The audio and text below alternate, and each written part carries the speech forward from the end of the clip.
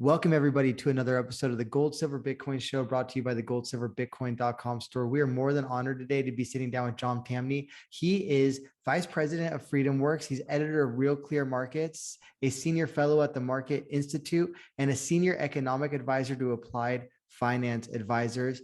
He's author of 5 books. The most recent, I believe, was When Politicians Panicked, the New Coronavirus, Expert Opinion, and a Tragic Lapse of Reason, as well as a contributor at Forbes.com. So thank you so much, John, for joining us today.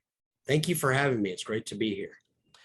So your most recent article, which was published on March 20th at Forbes, highlights that governments cause inflation, not banks making loans. So can you kind of dissect what point you were making in this article? Well, there's this popular view out there right now that banks are lending aggressively, so the Fed needs to sell bonds to them so they have fewer dollars to loan out, and that will solve inflation. Well, what an insulting notion. The idea that people moving the agreement about value, that is the dollar, to higher uses causes inflation misunderstands what inflation is. Inflation is a devaluation of the currency, which means it's as old as governments issuing money is. Governments historically have devalued, not always, but at times they've devalued. And so if you're fighting inflation, well, stop devaluing the currency, announce a price rule, do something that the markets would respect so that the currency stops declining, because that's inflation. Lending is not inflationary. Economic growth is not inflationary, as so many economists believe. Economic growth is all about falling prices. And so stop insulting us by pretending that we are acting irrationally, so the Fed must, and the philosophers there must kind of sit us down and limit our ability to move money around. I mean, please, how did anyone ever fall for this notion that we are the causes of inflation?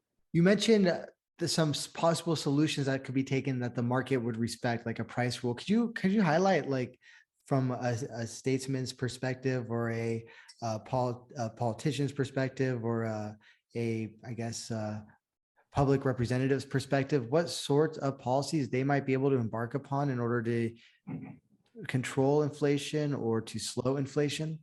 Yeah, sure. You know, it's funny, people sometimes when you mention gold, and I know you know this given what you're doing, they say, oh, well, that's so antiquated. But in reality, gold was just the market's response. Money is older than the state is, and producers have forever been looking for a way for credible mediums of exchange that would enable them to exchange their goods and services. And so all money is, and all it's historically been, Adam Smith put it best, the sole use of money is to circulate consumable goods, which means money is just a measure. It's an agreement about value that market actors happen upon. And so gold didn't just happen. It was the result of thousands of years of trade among producers, endlessly in search of a currency that wouldn't bounce around in value. They were looking for basically the equivalent of the foot. The foot is always and everywhere 12 inches. They were looking for something like that. And so they happened upon gold, not out of sunspots or mysticism, but because of its unique stock flow characteristics. It's a very good way to measure actual currencies. And so if Treasury wanted to, it could announce between breakfast and lunch, we're just going to target a dollar price in terms of gold. Let's call it $1,500 a gold ounce. If so, there would be no inflation. There would just be a dollar that is always and everywhere worth 1/1500th of a gold ounce, or call it 1,000, call it 500, whatever it is. And so that's, if governments don't want inflation, well, then measure their currency in terms of something that doesn't bounce around in value. It's that simple. The other stuff, money supply, open market operations from the Fed, to me, that's utter nonsense. When you have a stable currency, you don't have a problem of oversupply. But when you have a floating currency, invariably those forms of money are going to be, quote, oversupplied, simply because they're not as reliable as a medium. 1971, I believe, is when the gold window closes, and the U.S. dollar, essentially the Bretton Woods monetary system, I would argue, ends. Although I think a lot of analysts would say we are still in Bretton Woods, perhaps kind of a Bretton Woods light, perhaps. With that said, however, can you kind of take us back to the decision to take the U.S. dollar off of the gold standard and the effects that has had? And then As a comment, as an aside, it would be, a lot of people will say this is totally infeasible.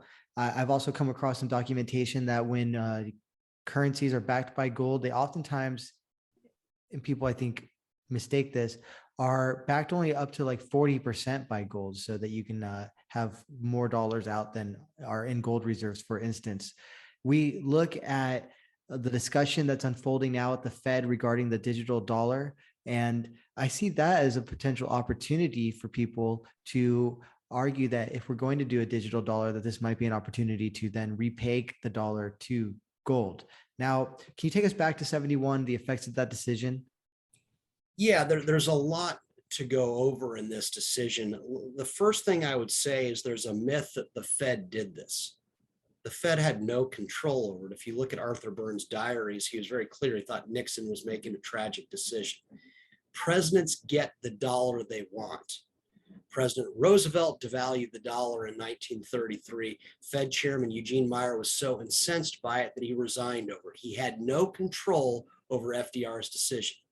In 1971, Burns thought Nixon was making a mistake. Nixon did what he did. Presidents get the dollar they want. Now, some people say Nixon had no choice. Guns and butter, the markets didn't respect the dollar anymore. Complete nonsense. The reality is any investor would be far more willing to buy the debt of a country that is paying out stable money than money that's losing value. And so if there was the fear about the dollar with the quote guns and butter, the obvious answer was to say we were going to respect the dollar's definition of 1/35 of an ounce.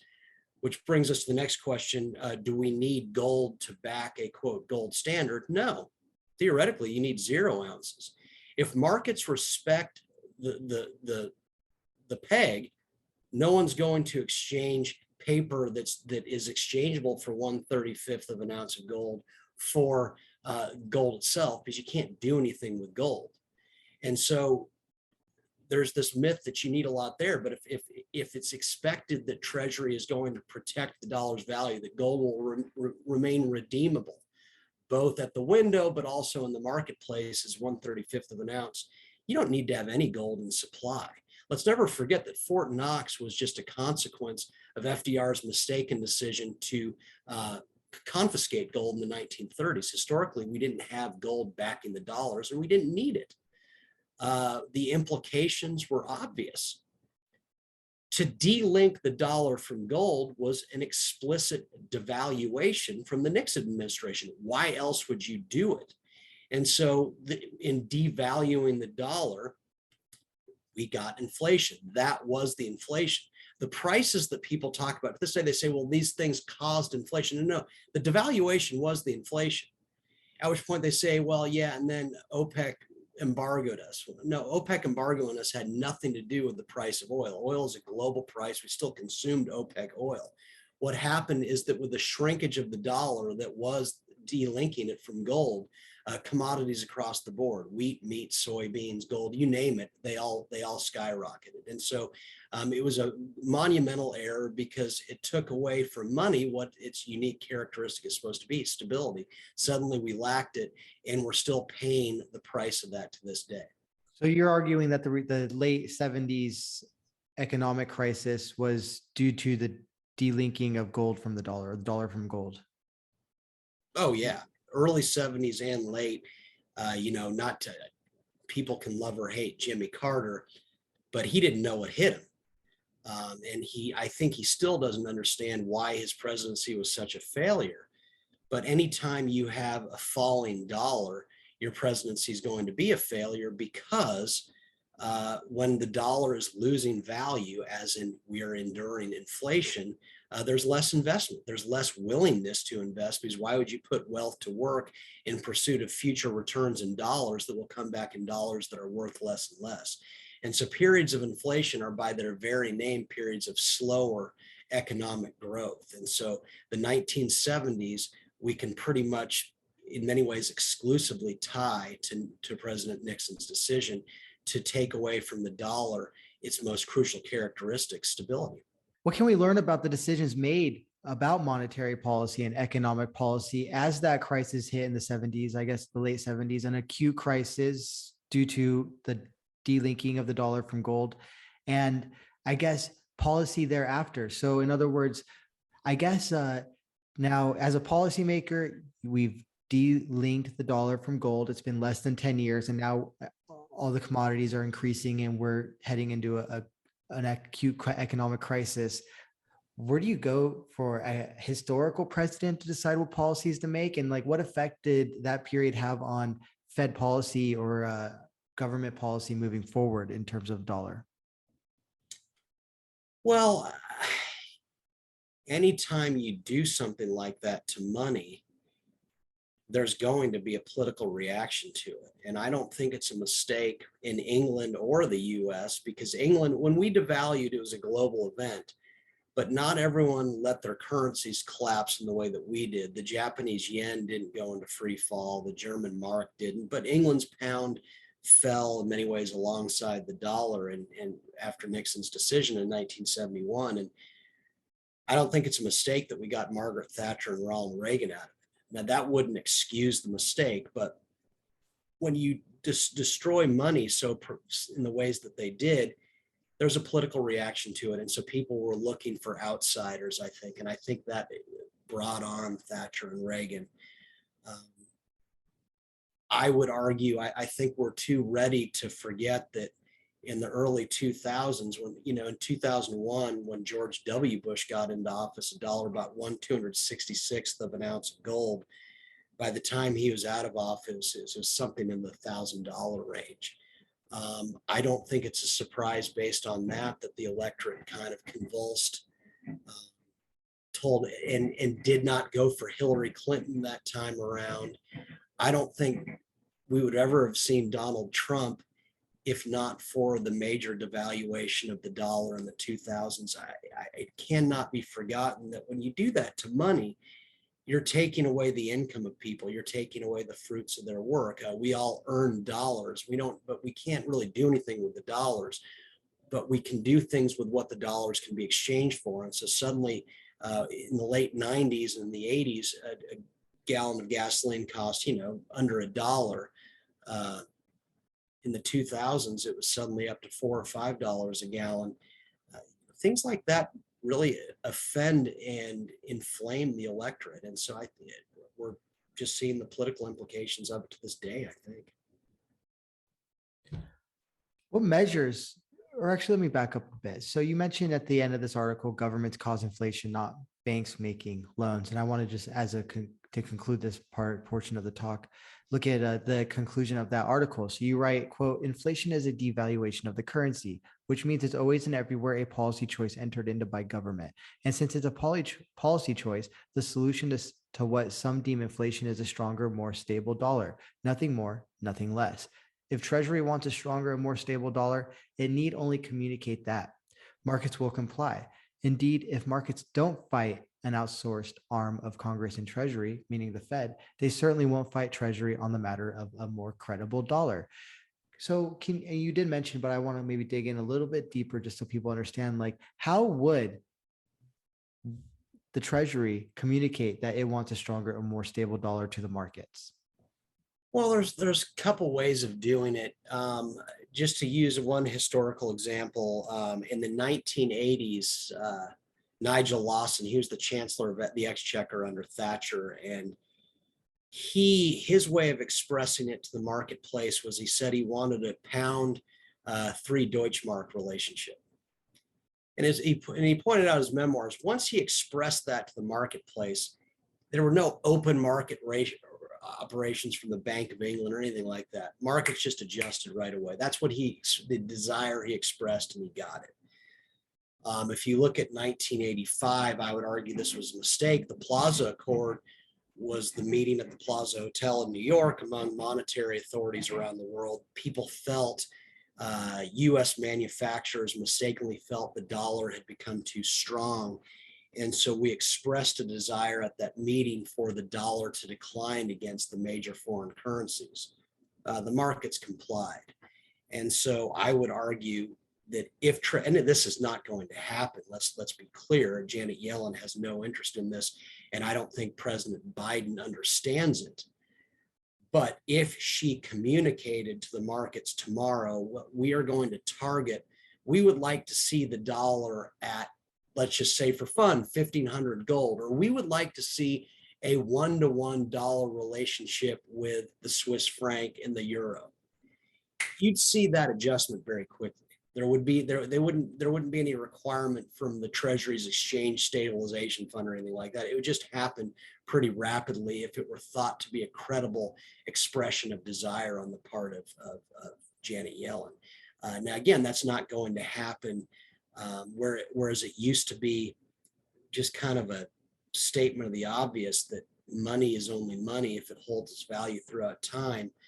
Economists have more and more moved away from the idea that money should be stable because they want to reserve for themselves the right to move its value around on the assumption that they can stimulate economic growth.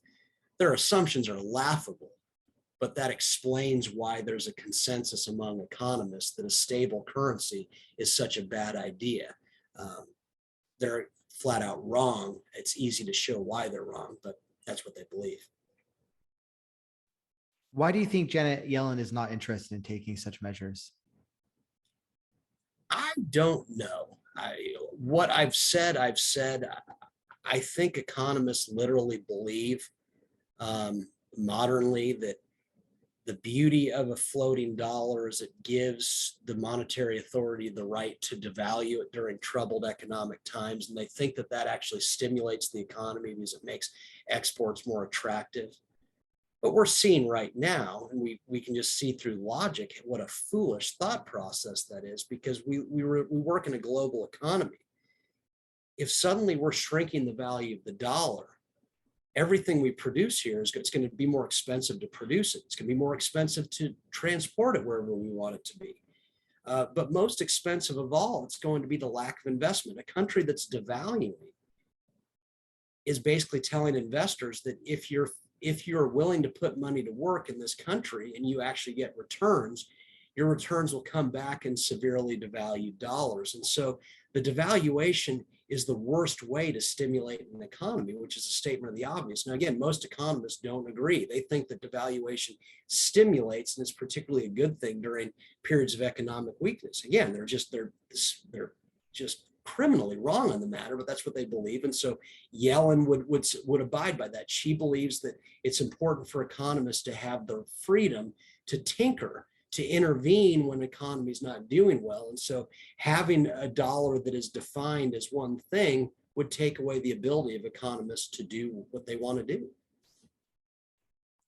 In another article called The Answer to Vladimir Putin's Aggressions is Hidden in Plain Sight, you argue that actually a strong dollar is one tool perhaps in which to, I suppose, keep countries like a commodity rich country like Russia in check. Am I correct in that assessment of what you wrote? And can you speak to just generally this conflict in Russia, the effect the sanctions will have on the global economy, and also the article, The Answer to Vladimir Putin's Aggression is Hidden in Plain Sight. What is that answer that's hidden in plain sight? Yeah, no, look, it's a great question. And that article referenced an interview that George W. Bush did with American Way magazine about 4 or 5 years ago.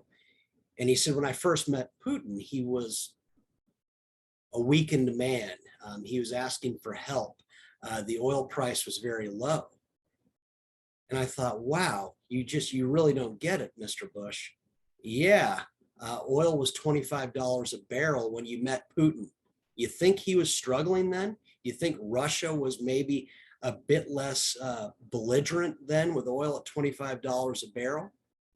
At which point, let's ask the question, why did oil skyrocket so substantially during Bush's presidency from 25 all the way at one point up to $150 a barrel?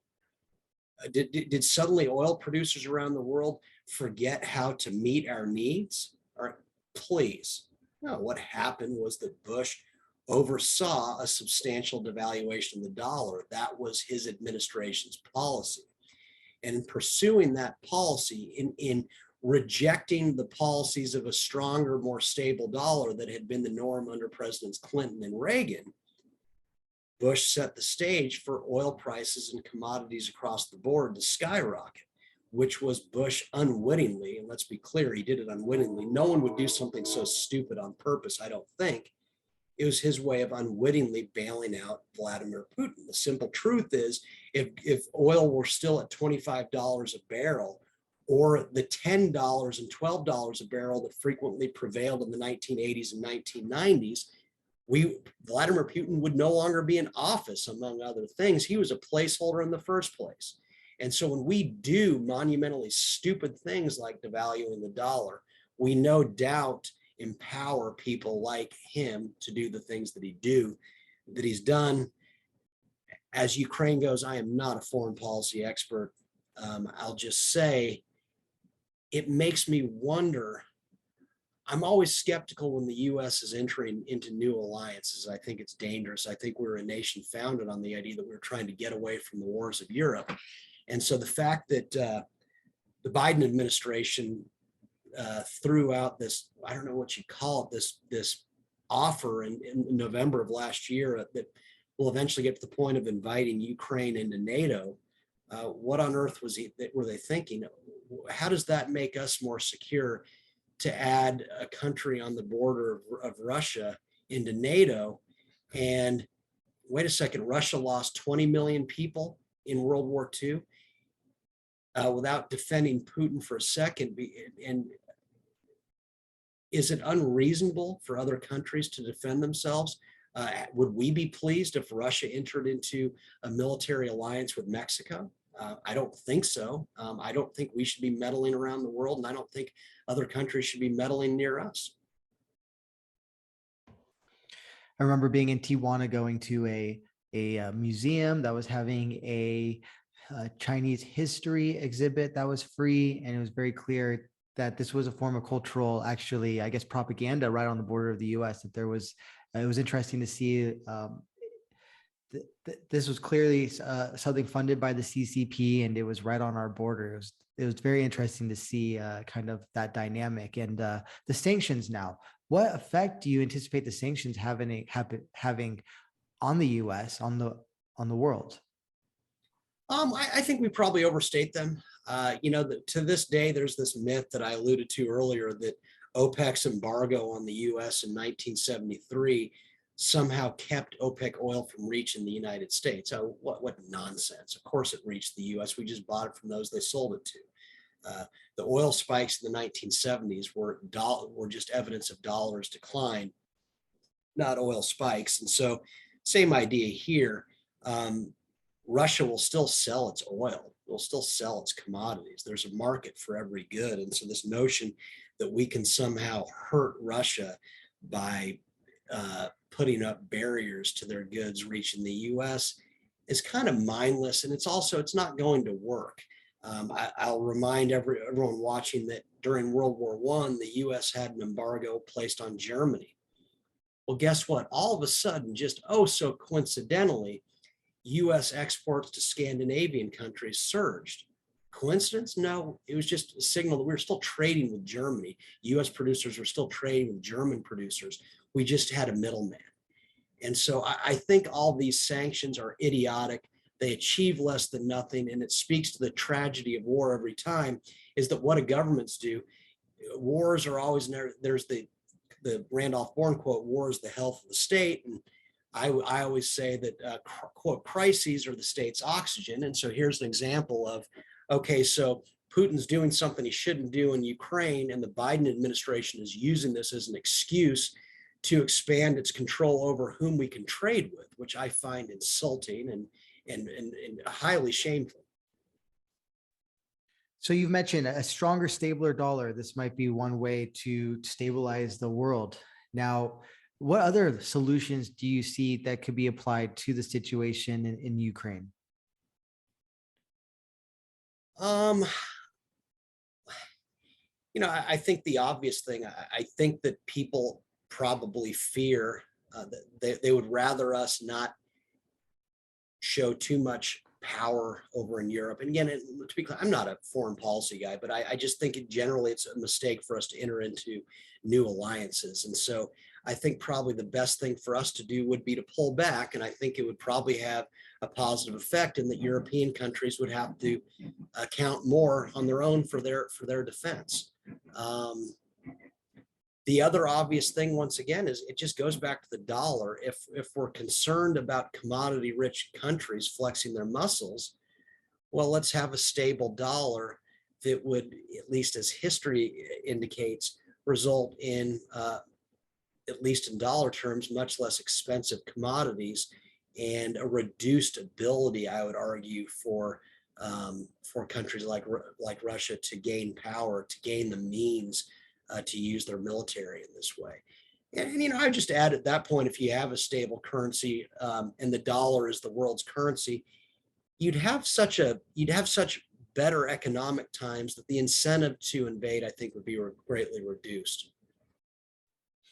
Perhaps I know that some of our founding fathers warned of entering into alliances and becoming involved in foreign wars and affairs.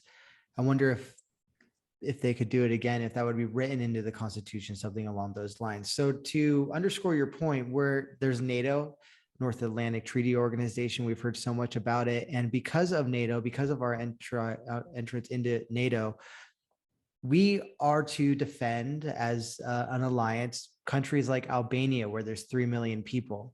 So what if the defense of Albania then leads to a conflagration that becomes globally? Is that a good trade-off? Albania or World War. Another example would be Estonia, where the population is 1 million. If Russia were to move into Estonia, then we would be, by law or by treaty, we would be required to defend that territory, which would then start a much broader conflict, a much deadlier conflict, and perhaps even nuclear warfare. Any comments? My comments are, I'm probably talking out of turn commenting on it at all. I don't follow foreign policy really very much, but I tend to instinctually agree with you. We have a military as part of national defense. I don't see what Albania has to do with it. I don't see what Ukraine has to do with it. It's not that I support what Russia's doing, but I do think it's interesting. And this comes from the Hoover Institution, hardly a radical organization, but Robert Service, one of their senior fellows, was interviewed in the Wall Street Journal several Saturdays ago. And he said, well, yeah, the minute we announced the possibility of NATO entering, of Ukraine entering NATO, that's when Putin that day started massing troops on the border. I think in general, I asked the question, why are we doing this? Why are we getting ourselves involved in these places? I don't understand it. It's not that I'm a fan of Putin, but I'm a bigger fan of us not having alliances with other countries. I think the founders were right. Friendly relations with all nations, alliances with none. And let's never forget why that came about. Europe was beset by constant wars, and one of the incentives for people to come to the new world in what became the United States was to have the thousands of miles of separation from a continent that was regularly at war. Yet we've now entered into alliances that have us on the hook for this continent. I do not get it. I'll never get it. You did write an article in Forbes.com called While Properly Resisting Putin's Villainy, Let's Not Allow Governments to Take Property. We've seen, of course, seizures of yachts. Those have been highlighted by the media. Can you speak more about the point you're making in this article? Well, it's a couple of points. My first thing is, why is government always the victor? A tragic war is happening. It's a tragedy no matter what. Yet our government gets to expand its reach, including taking the property of others. Why is our government the victor? Why is it seizing wealth, getting control of the wealth of others, the yachts of others, the money of others? Why is the government the victor? And I have a problem with that on its face. At which point, I think the question's got to be asked. Does anyone remember the name Mikhail Khodorkovsky, a Russian oligarch who got on the wrong side of Putin in the earlier part of the 2000s. Being on the wrong side meant that he was imprisoned. I don't know. He may still be in prison, but needless to say, he was in prison for quite some time at the very least. At which point, can you blame businessmen in Russia for wanting to cozy up a little with someone who has guns behind them, who can put them in prison if they're not cozied up? What are they supposed to do? In which that we can say, well, they're a corrupt country and that's shameful and that's wrong. Okay, well, guess what? What happens to every successful businessman in the US who gets on the wrong side of government? Michael Milken was put in prison for being one of the greatest capitalists who ever lived. Bill Gates didn't have a Washington strategy. How'd that work out for him? He nearly had his company broken up. And even though it wasn't broken up, he was forced to spend years defending the right of Microsoft to meet the needs of customers in Washington, D.C. Amazon used to be Amazon.org. Now it's a very valuable company. And so Jeff Bezos routinely has to defend his business's success at meeting the needs of customers. So does Mark Zuckerberg. So does Google's CEO, on and on and on. And so our enterprising people have to cozy up to government here. Does it surprise anyone that the businessmen in Russia have to cozy up? At which point people say, well, they're just mobsters. They were handed these businesses. It's not that simple. That's not what happened. It's hard to run any business, particularly a commodity business that is beset by constant volatility that I would argue is a consequence of a dollar that's floating around. The reality was that Andrei Illarionov, who oversaw the privatization in Russia, the plan was, we've got to get these private assets into the hands of people as quickly as possible. We can't worry too much about price. We need to just privatize industry. And so now, after the fact, we're going to go to these people who had the courage to start out and do something. You can say, well, it's natural resources, it wasn't software. Any business is tough to run. Look at Exxon's stock over the last couple of years. We're now going to go after them and steal their wealth because of what their leader's doing. I find it offensive on so many levels. It's hard to know where to begin. It's very insidious too, at the kind of a general level. Now, we see this process of deglobalization. We're censoring each other's media outlets. I think that's dangerous because it's better for us to learn about another people so that we're less likely to other them, which is seems to be a prerequisite to war, etc. Historically. And it's creating, I think, more problems than it is solving. So now let's tie this all together as we kind of come to an end here. We got about 15 minutes left or so. Now, okay. You're arguing that one way to foster stability globally is a strong dollar that, for instance, for one, could bring down the price of commodities. And so some of these commodity rich, I guess, some of them are authoritarian countries, would then have less of a bargaining chip or geopolitically. Now, you wrote another article, if we want to arrest inflation, there's a simple bipartisan solution. You're right. It's not if the inflation problem will be solved, but which political party will wake up to what is good economic policy and by extension, brilliant politics. Can we go over how can we solve both the inflation problem and the war problem all with one foul swoop? Well, we can solve it with one fell swoop by going back to first principles about what money is. Money is a measure. It's nothing else.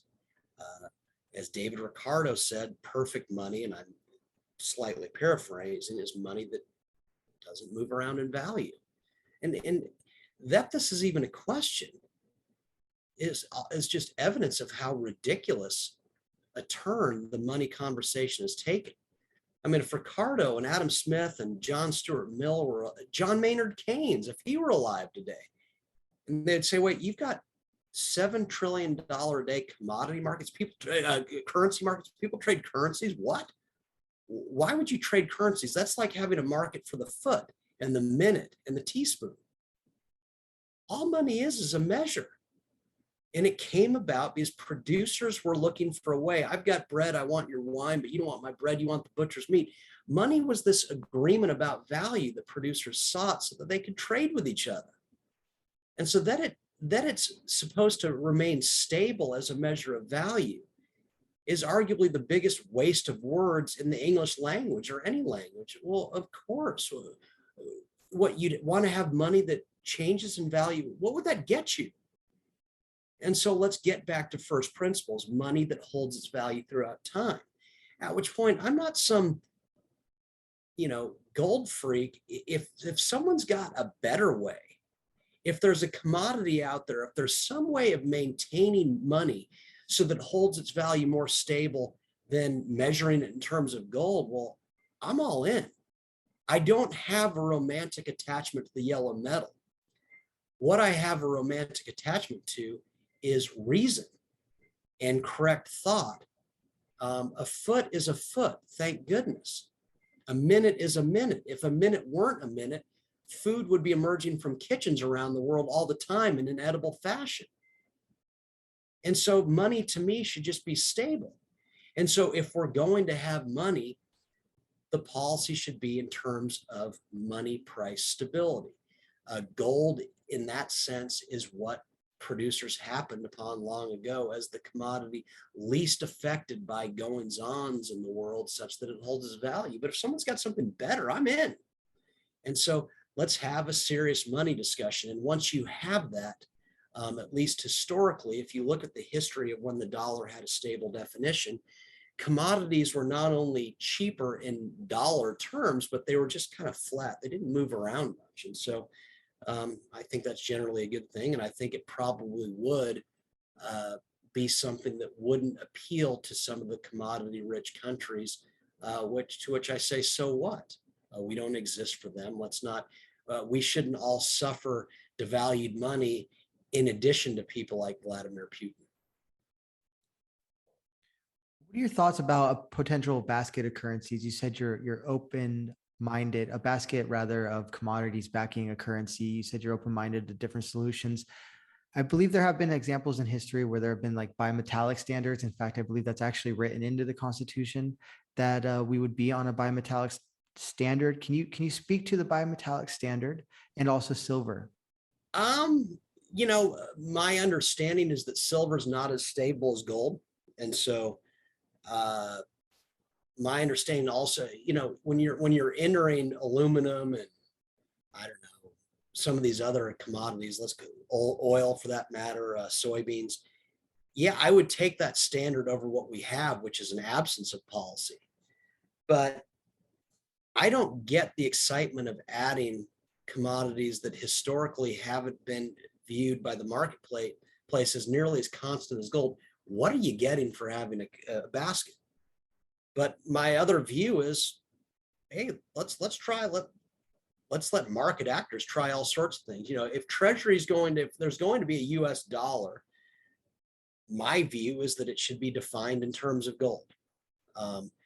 But my guess is that in time, private money will replace government money, and it will, because Amazon, Target, name your retailer, or JP Morgan, your banker, they can't devalue in the way the US Treasury has. And so my guess is that eventually the dollar is replaced by the marketplace.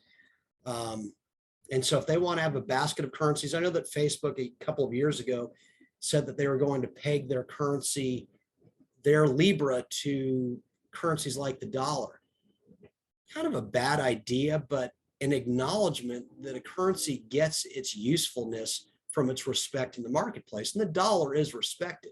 I just think it would be much more respected and much more used. And I'd be happy with that if it were even more stable. And so I don't have a strong opinion about where we go. I only have a strong opinion about a currency to be good needs to be stable. What steps could be taken in order to stabilize the dollar, for example, by backing it with dollars? So what comes to my mind is the executive could take this approach. Now, there were lots of rumors under Donald Trump presidency, and this is nothing more than a rumor, but the rumor was that there would be a digital dollar that was backed by gold. Now, this is, I think, kind of like a fantasy, but for thought experiment purposes, it's fantasy to think that this was maybe on an agenda somewhere, or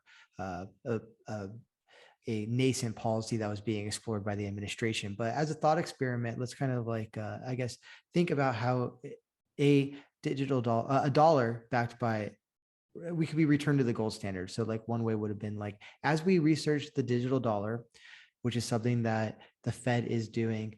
We could also explore different models for the dollar. And one way might be to back it with a certain percentage of gold. From a policy standpoint, what policies would you take if you were an advisor or the president in order to return the US to sound money or sound like money? Yeah, there are a lot of rumors. I know what you're talking about. I think there are a lot of romantic people surrounding the administration that thought this is the guy who's going to do it. Where I thought there was some credibility to it is that, love or hate Trump, there was a desire on his part to reject conventional wisdom. And so I had even been of the view that if the right people, and the problem is that a lot of the people who want a gold-defined dollar are completely nuts. And so I think they make it more difficult for us to have a unified front on the matter. But I'd always felt that how interesting for Trump to do this, because it would have caused the heads of economists to explode along with politicians, which would have been perfect. That would have been so Trump to say, I'm going to go against the conventional wisdom. And it would have proven very successful simply because, again, money's most useful when it holds its value. And so that's my way of saying that there's not much to this. The markets listen to what Treasury does. Presidents get the dollar they want because they appoint the Treasury Secretary. Treasury is the mouthpiece for the dollar. I would suggest what they would do is they would take the 10-year average price of gold and say, we're going to target that from now on. So let's just assume, I don't even know what it is anymore. Let's assume $1,500. There'd be very quick correction to that number, at which point you'd see dollar usage around the world skyrocket. And so there's this myth to this day that excess money supply causes inflation. Oh, please. Excess money supply is the result of inflation, because inflation is a devaluation of the currency, which makes it less useful in the marketplace, which makes it less easy to circulate. And so if you had a stable currency, circulation of the dollar would be even broader than it is now. And so it would just be an announcement. It would be, our policy is currency price stability. Yeah, we are going to return money to what it's always been. Money is a measure. It's this very quiet measure that enables exchange. And so there wouldn't be much to it. It would be an announcement, and it would be a very bullish announcement, because suddenly all these great minds who are trading the chaos needlessly created by money that bounces around would get into the curing of cancer and the creation of transportation advances that would make the car and airplane seem kind of primitive. We've just lost a lot of progress by money no longer being money, because as a result, we have great minds like George Soros and Paul Tudor Jones trading chaos rather than taking the world forward. And so I think it'd be a very positive step. And that's why I say the politics of such a move are brilliant. Eventually, a political party is going to figure this out. It's worth pointing out there that Ronald Reagan ran on returning to a commodity standard. He won by a landslide. In every speech, he said, no great nation remains great with a currency that basically lacks commodity backing. And so it's not too far ago that the electorate was presented with this and didn't reject it.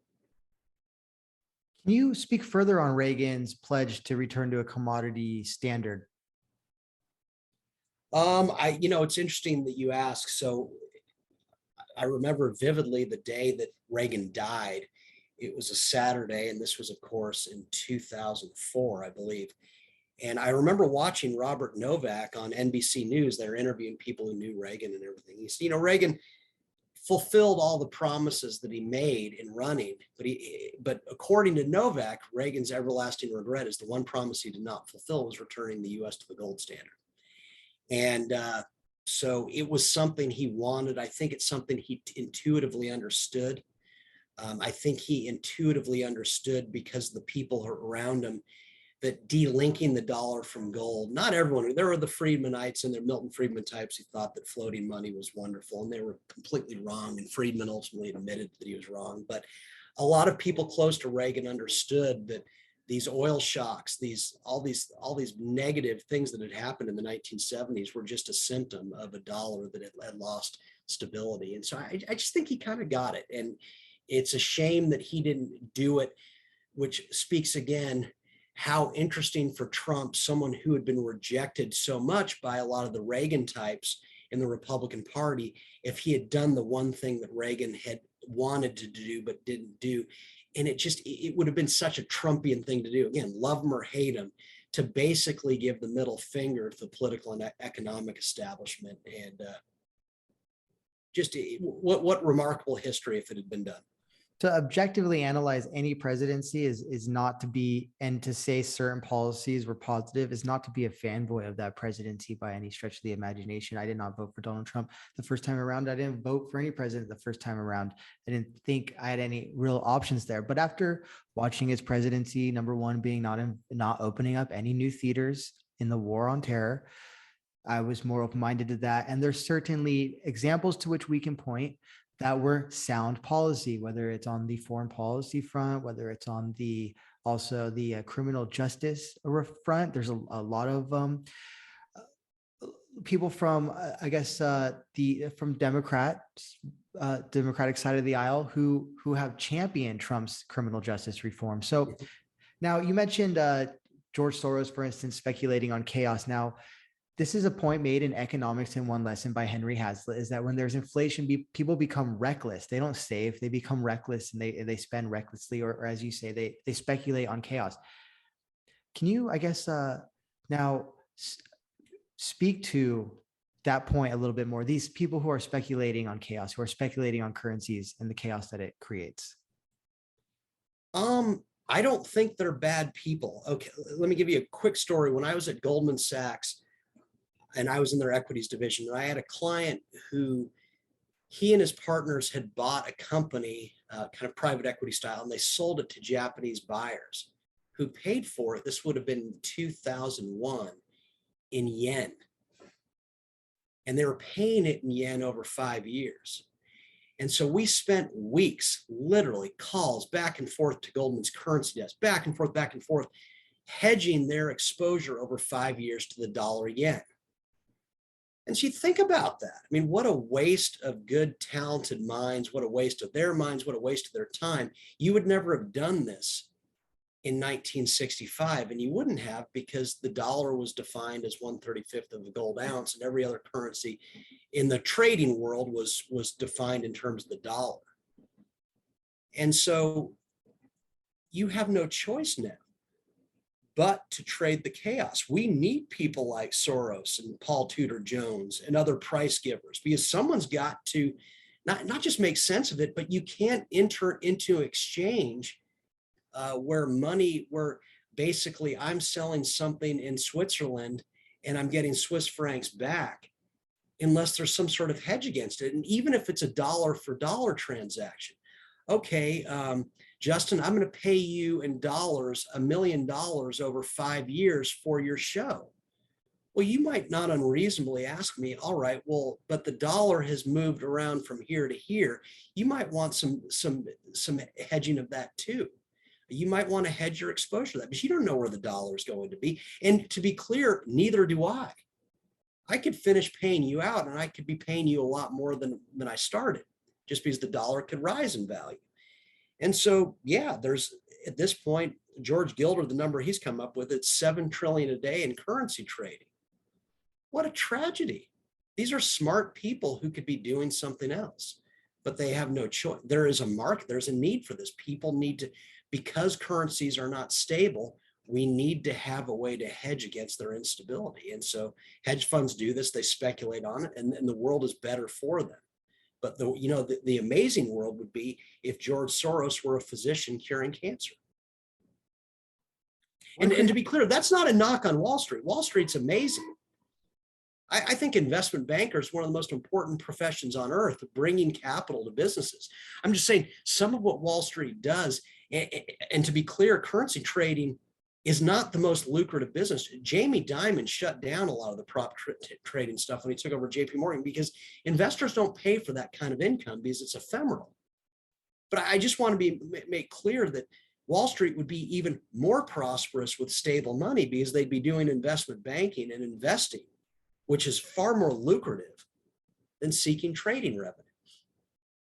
I think one critique of returning to a gold standard would be the vector of deflation. And it was pointed out to me by Webster G. Tarpley, who's a philosopher of history who has his own show. I believe a New Deal Democrat, his Wikipedia says that he kind of came up through a Marxist school of thinking. I don't think he would call himself that today. So New Deal Democrat seems to be maybe more along the lines of where he's at. And he argues that, in fact, deflation is more of a threat than inflation. He points to the fact that, for instance, hyperinflation in the 1920s Germany and the Weimar Republic was over for 10 years before Hitler came to power, and that they were suffering actually from deflation. So do you have any comments on deflation generally, or deflation in the gold standard?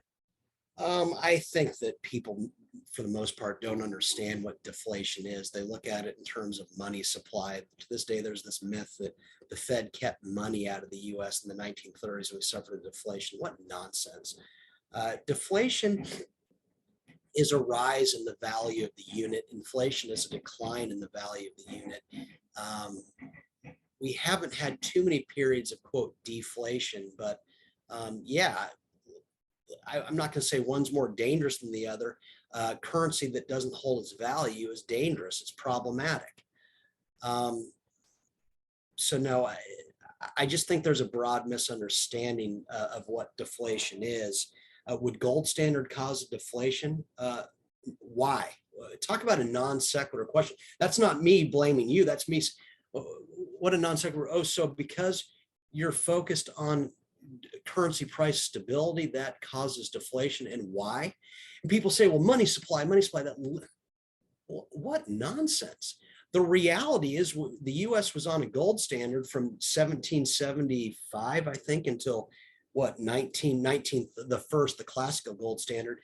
Quote, money supply in the US went up 163 times during that. When you have a stable currency, you don't have to worry about the supply of it. It just, there's no need to worry any more than you need to worry about the number of foot rulers. A foot is a foot, a dollar is a dollar. And so the idea that it's deflationary misunderstands what deflation is. And it, furthermore, it presumes that markets don't solve for, quote, lack of money. And this is where von Mises got it so right. No nation or individual need ever worry about a lack of, quote, money supply. If you're productive, money is going to find you. And if anyone doubts this, just go to Silicon Valley. VCs every day are competing with one another to get financing to today's and tomorrow's innovative companies. You look at what investment bankers do on a daily basis. They're competing with one another to finance the doings of established companies and not established companies. Again, people who talk about it don't know what it is. One last question in a soundbite. Bitcoin. What are your thoughts on Bitcoin? For instance, countries like El Salvador turning it into legal tender.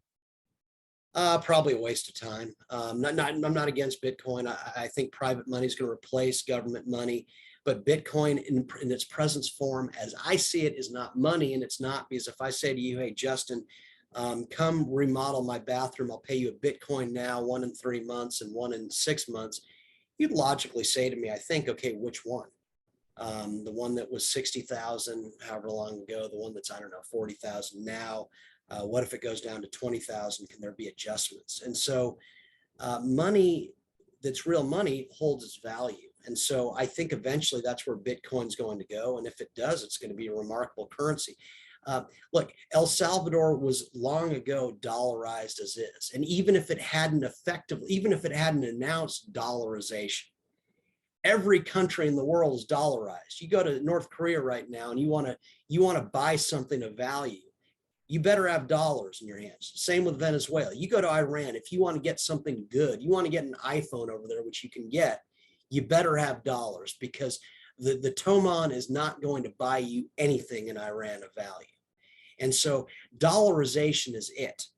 And by the same token, as crypto issuers start issuing money that holds its value, that people trust, it's going to happen without regard to what governments want. We've had the honor and privilege of sitting down today with John Tamny. John is the Vice President of FreedomWorks. editor of Real Clear Markets. He's a senior fellow at the Market Institute and a senior economic advisor to Applied Finance Advisors and a contributor at Forbes.com. Thank you so much, John, for sitting down with us today. Thanks for having me. Pleasure's all mine. And thank you everyone for listening. Excellent. Thank you so much.